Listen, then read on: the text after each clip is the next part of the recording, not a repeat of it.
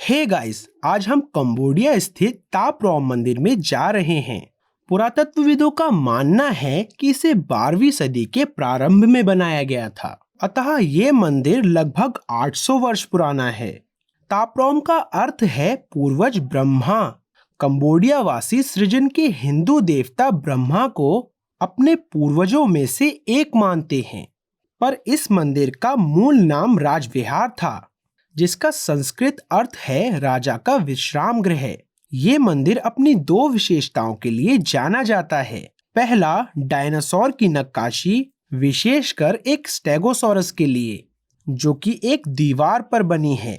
मैंने कुछ समय पहले इस पर एक वीडियो बनाया था। दूसरी विशेषता यह है कि विशालकाय वृक्षों ने इस मंदिर को घेर रखा है।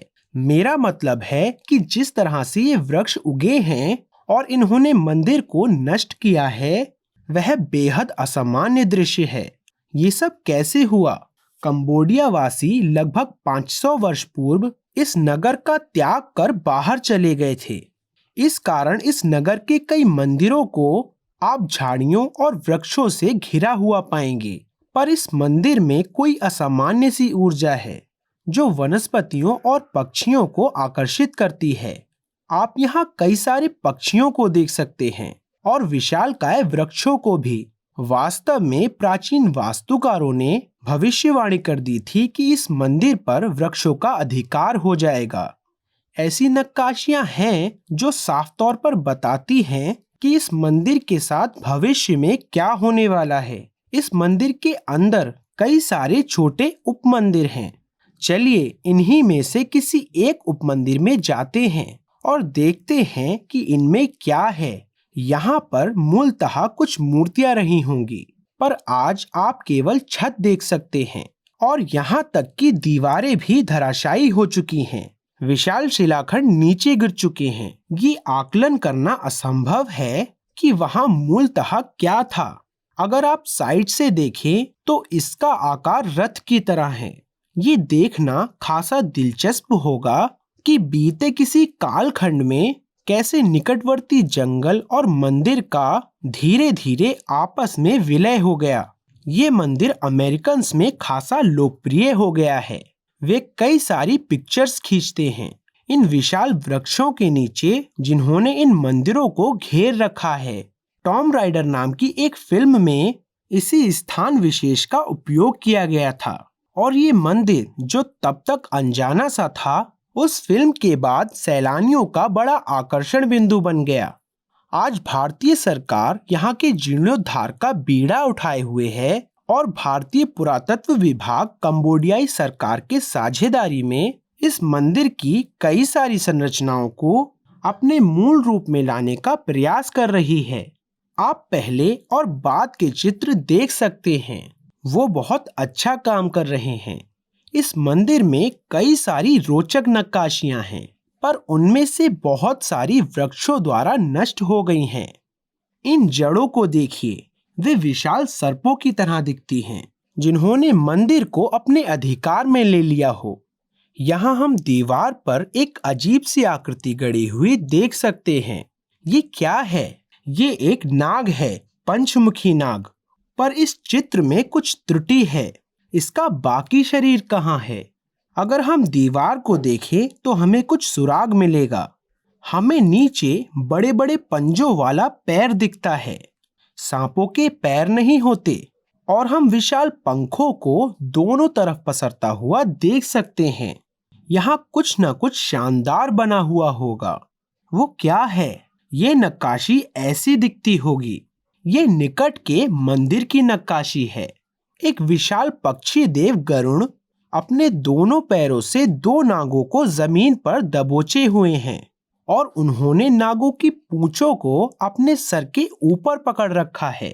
इसमें कोई शक नहीं है कि किसी समय तापरोम मंदिर में एक विशाल नक्काशी रही होगी, जिसमें ये शानदार गरुड़ नागों को दंडित कर रहे होंगे। और दुख की बात है कि इस नक्काशी को मानवों ने जानबूझकर नष्ट किया है। ये प्रकृति के कारण नहीं है, पर गरुड़ नागों के साथ क्या कर रहे हैं? भारतीय हिंदू धर्म में गरुड़ को केवल नागों को अपने हाथ में पकड़कर या कभी कभी चोंच में दबाए दिखाया जाता है, पर दक्षिण पूर्व एशिया में गरुड़ को नाग के सर को अपने पैरों के नीचे दबाए दिखाया जाता है और उसकी पूंछ को ऊपर पकड़े हुए दिखाया जाता है।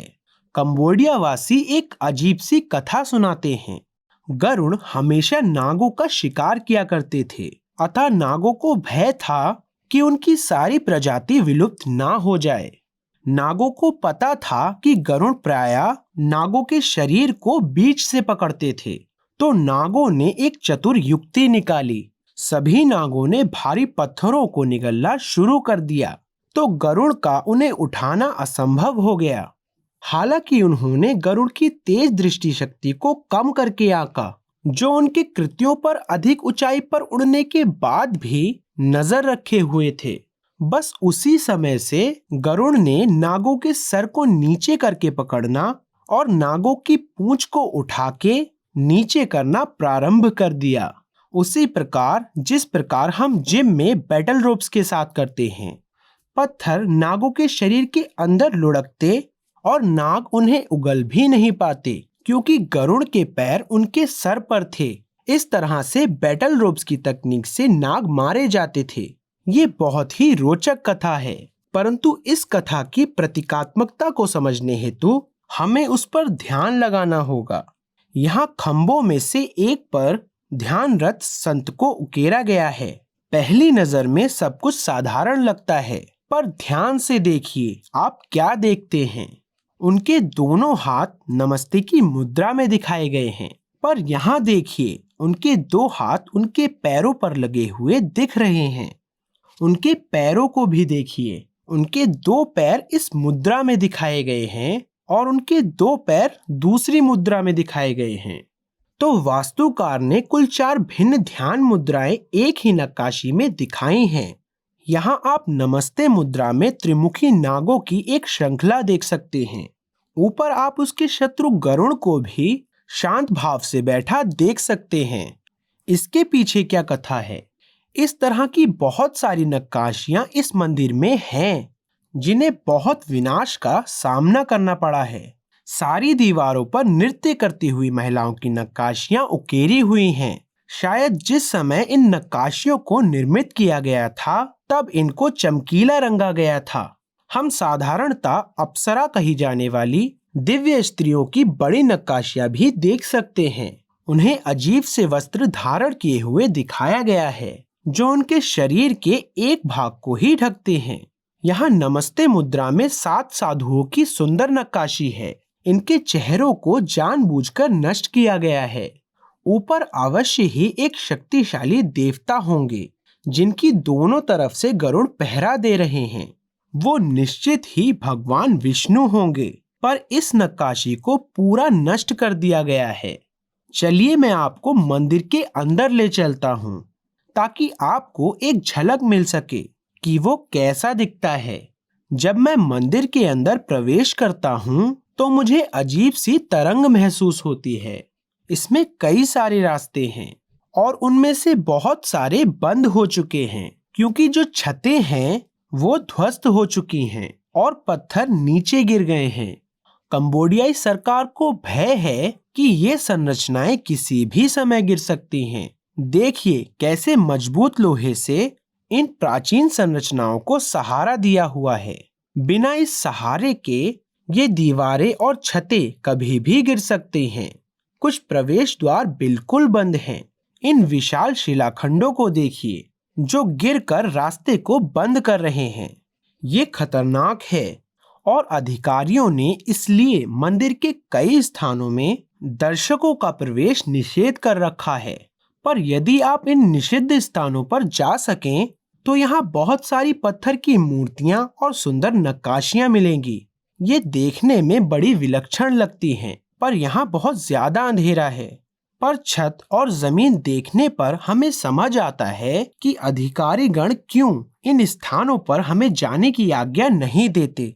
छत किसी भी समय ढह सकती है। ये अजीब है, पर इन्हीं खतरनाक स्थानों में गुप्त सुराग हैं। आप इस विशाल चौकोर ब्लॉक के बारे में क्या सोचते हैं?